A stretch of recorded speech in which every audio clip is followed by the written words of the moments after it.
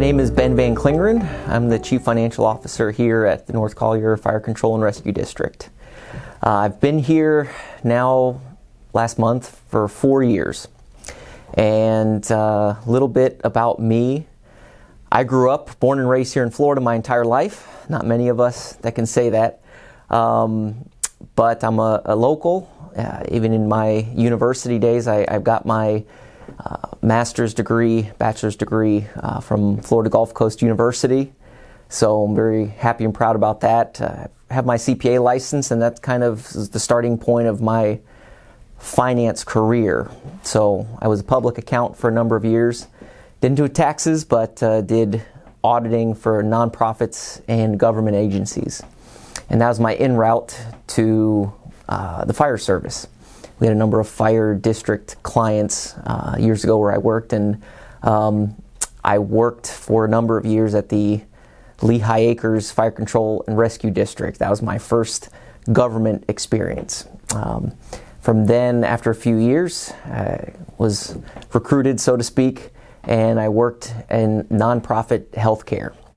So did that for a number of years prior to being here at the North Collier Fire Control and Rescue District. A little bit about me. I married to an awesome and beautiful wife of 17 years. I have 2 boys, 13 and 16. Can't believe it already. Getting ready for college in a couple of years and high school in a couple of years, driving, all that. But I enjoy being active. I enjoy more recently playing pickleball. That's an awesome sport to be part of and do. I'm very involved outside of the building here and outside of family in our church. And so that's kind of the well-rounded, busy life that I have that's enjoyable, but wouldn't trade it for the world.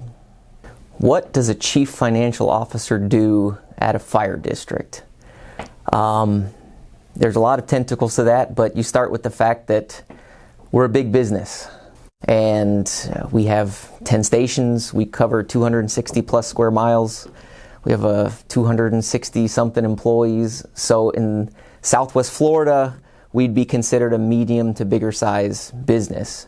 And with that, there's a lot of considerations and oversight of what to do. And even for our company itself, for the fire district, it's a lot different than even it had been in years. You know, we had our merger of 2 fire districts back in 2015, and just around that time, we had about 190 employees. Now you have close to 270 employees. So what exactly needs to be done for this type of an agency or this type of department? A big part of it's financial reporting on a daily basis. For our commissioners, we are to be good stewards of tax money. That's how we're paid. So all the residents in this whole area, they have their little piece of their tax roll. You know, they pay the county, they pay us, and we're a special district. I won't even get into the weeds of what that means. We're not part of the county or city, but we are our own taxable entity. We still have to operate 24/7 as an emergency service and emergency responders, so we can't just shutter up the business when it's going bad or raise prices or do anything that maybe a for-profit or a not-for-profit business can do. So a lot of my responsibility is overseeing our payroll, accounts payable, accounts receivable, and our accounting departments. Aside from the money that comes in from taxes, we have a prevention division that also generates some revenue for some of the services they perform.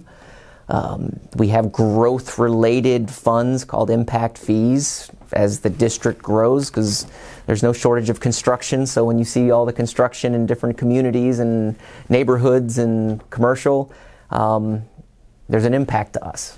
You know, we're going to continue to grow, and treasury management is a big part of my job, and that's advising our fire chief, our company CEO, on what kind of things we should be aware of, what we should do, what we should consider, and strategic planning, and not just looking at today.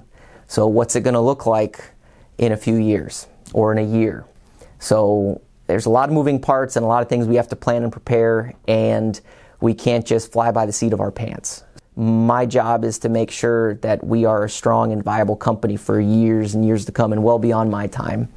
So that way, what are the next challenges? You have the normal day-to-day operations, then you have a pandemic, then you have a hurricane, then you have brush fires, and then you have a number of things that we have to do in helping the counties and other fire districts. So there's a lot of planning, preparation, and we've done a great job, but there's still a lot to do. So again, when we're a business that we can't plan everything, and properties were impacted by the storm, the most recent storm, Hurricane Ian, so legislation changes, we have to change. So there's a lot to do, but keeps me busy. And our team, we've got an awesome team, we've got awesome leadership, and we're great at what we do, and we're going to keep going that way. And our big job is to also not just keep our firefighters and our men and women abreast of what's going on, but the community, so they know what's going on and what we do and how we do it. Like I said, I've been here for 4 years, but I plan to be here for many more. I'm one of the probably younger members of the department in general, but we have a younger team, younger leadership, but also leadership that's willing to adapt to the times. And I am excited to be here and see what happens. I support what's going on here. There's no shortage of challenges, but that also makes the days go by quick, how we adapt and work through. So I enjoy very much being here, and I look forward to what is to come, the next 5 years, 10 years, whatever. Looking forward to what is to come. And with everyone that we have here around us, I feel very comfortable that we're going to stay in the right direction.